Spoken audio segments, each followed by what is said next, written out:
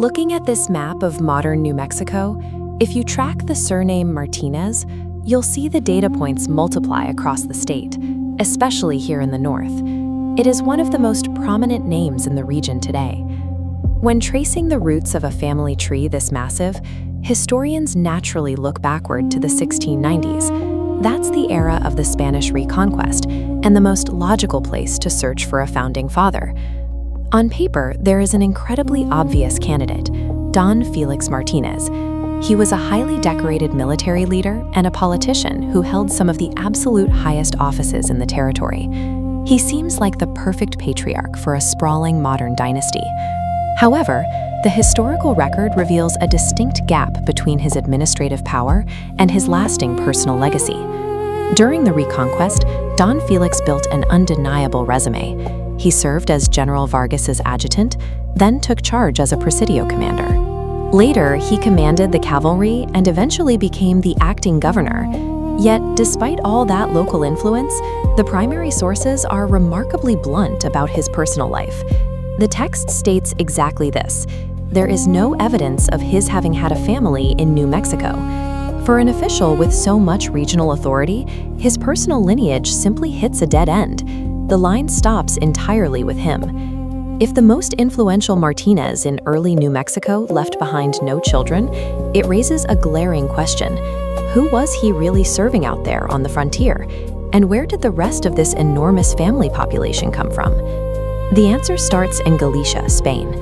Don Felix was an elite professional soldier, specifically recruited by the crown to secure the northern frontier. By April 1693, he officially signed up at Zacatecas in central Mexico. He was strictly on the clock for the Spanish military. A year later, he was mobilized north to Guadalupe Tazo to see active combat in the Reconquest campaigns. He climbed the ranks rapidly. Within a year of arriving at the pass, he went from adjutant to full presidio commander. This rapid ascension suggests he was treating the territory as an imperial military assignment, a focused campaign to build a resume. By 1705, he reached his military peak as commander of cavalry. But holding high rank on the frontier came with intense political volatility. The chaotic nature of colonial administration caught up with him. Just prior to 1713, he was physically escorted all the way back to the imperial capital in Mexico City. He did manage one final comeback. From 1715 to 1717, he returned to Santa Fe to serve a brief stint as the acting governor of New Mexico. But as soon as that term ended, his mission was over.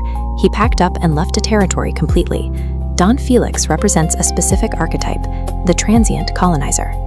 He treated the frontier as a temporary tour of duty, a place to govern, collect his accolades, and ultimately leave. That imperial career path stands in sharp contrast to the people who actually built the province. Take a colonist from the 1693 expedition named Juan Manuel Martínez de Cervantes. Juan Manuel was an ordinary settler who paid a steep personal price to get there. His wife died in childbirth during the long journey north. But instead of turning back, he continued to Santa Fe, settled in nearby Santa Cruz, and remarried. Yet even Juan Manuel's descendants don't account for the massive numbers today. The true origin is far more complex. Over time, an entirely different, incredibly large local family, the Martín Serrano group, gradually adopted the Martinez name. The demographic map of the state wasn't drawn by a high-ranking Spanish general. It was drawn by regular settlers enduring immense hardship and by local families whose identities evolved organically over generations. Looking closely at the Spanish colonial era reveals two very distinct types of historical footprints.